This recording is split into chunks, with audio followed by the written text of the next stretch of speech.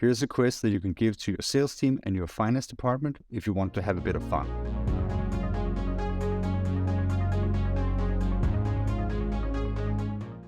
So the quiz is as follows. So let's say that you have a current structure where you have 100 customers, so 100 customers, and you have 100 units of cost, right? So 100 here, cost, and we're going to do customers. Okay, so now imagine the following scenario. You sell 10 customers. So great news, good for the sales team.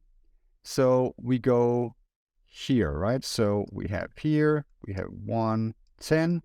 But let's say that you actually have scale in your product so that the costs don't go up another 10 units, they only go up 2 units.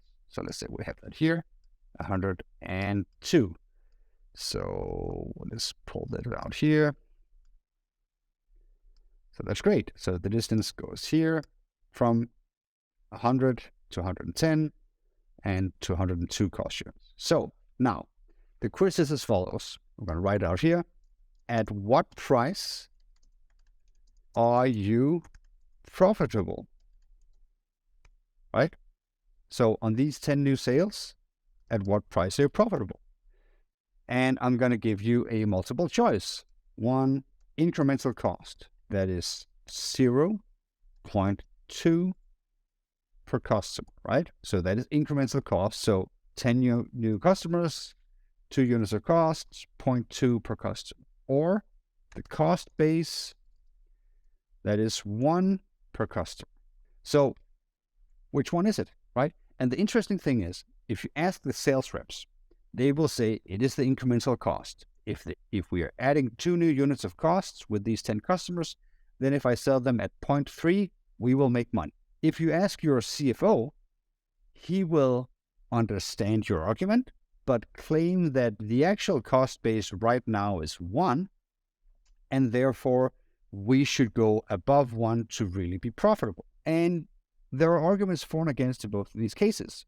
What we're missing here is actually that there is a third option, and the third option is cost at scale, which is 0.93. So this is the new cost per unit at 110 customers for a cost of 102. So 102 divided by 110 is 0.93, roughly.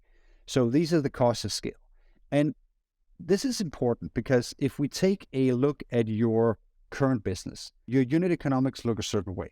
So knowing your cost of scale really is what is important, because let's take a look at how we might draw this out. So we have that over here. So let's say that what you have here is on the one end, you have your volume of business. And this is sort of, what the hell does that mean? And that basically means that wherever you are now, let's call that volume 1, so 1 unit. And then you might go to volume 5. And that might mean 5 times as many customers, 5 times as much revenue, 5 times as much sort of usage flow through of whatever platform you're selling to the world or whatever.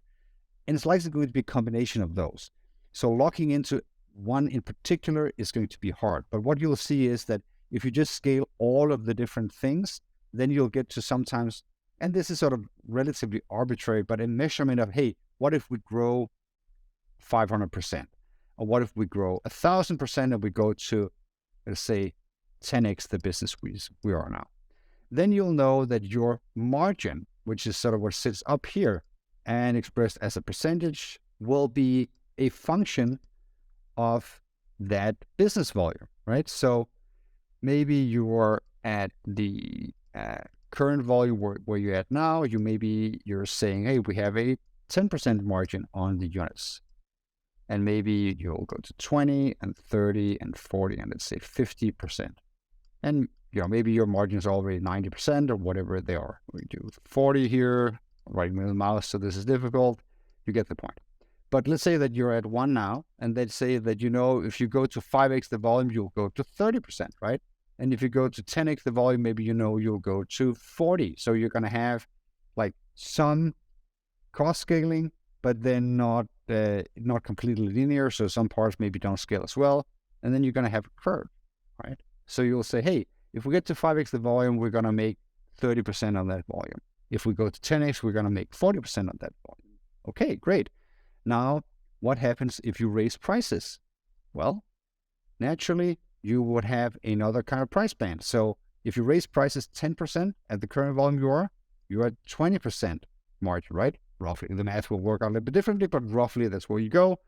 And then your price band will likely go up here, right? So if you then 10x the volume, then you're going to also increase the profit margins considerably. Not a completely straight line, but there's going to be some difference here. But maybe this is slower, right? So the third dimension to this is, let's do a third dimension here, is time. So what you'll notice is that maybe out here on the timeline, you're going to have this time. Maybe it'll take 5 years to get to a certain volume, but it also depends on what kind of pricing you're charging. So maybe the 3-year point is going to be here on this higher price, but maybe it's going to be here on this lower price volume, right? So you'll travel along the lower of the slopes faster because the price is cheaper. So your sales cycles are going to be shorter, your conversion rate is going to be higher, your market share is going to be bigger and so forth compared to if you had higher prices, but your margins are going to be lower. So really what you'll then notice is that if you can travel here to this volume of business and then raise prices at some point, you jump straight up, right? So you can get to the market share here and the volume of business in 3 years on the lower pricing slope, and then by price increasing, you can go up here. This is essentially what a land and expand strategy is. And this is what was sort of the pricing strategy for most SaaS businesses sort of in the early days, which was just like sell any customer, just go incremental cost, just, get volume, and then we'll raise prices later. There are operational and market conditions that makes it difficult.